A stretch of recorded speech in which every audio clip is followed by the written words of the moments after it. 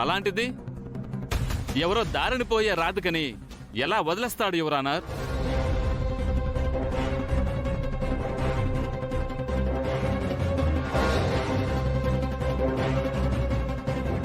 Your honour, నా క్లయింట్కి సూర్యప్రతాప్కి మధ్య ఏం జరిగిందో చెప్పడానికి నా క్లయింట్ ప్రాణాలతో లేరు. ఉన్న ఆధారాల్ని ప్రామాణికంగా తీసుకొని తీర్పు ఇవ్వాల్సిందిగా కోర్టు వారిని కోరుతున్నాను.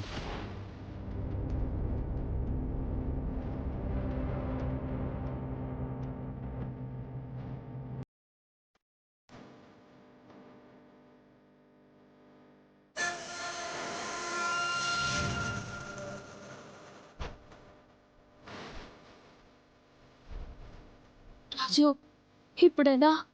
అదే నాకు అర్థం కావడం లేదు అమ్మాయి గారు.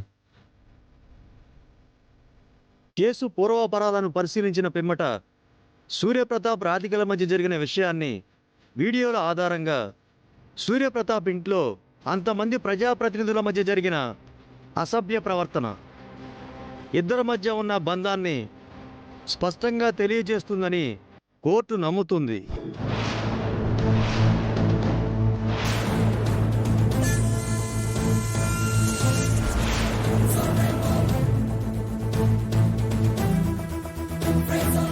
కేసు పురోగతికి వాడుకుంటారనే సదుద్దేశంతో గమనిస్తే అది కూడా రాధిక చావుకి కారణమైందని కోర్టు నమ్ముతుంది.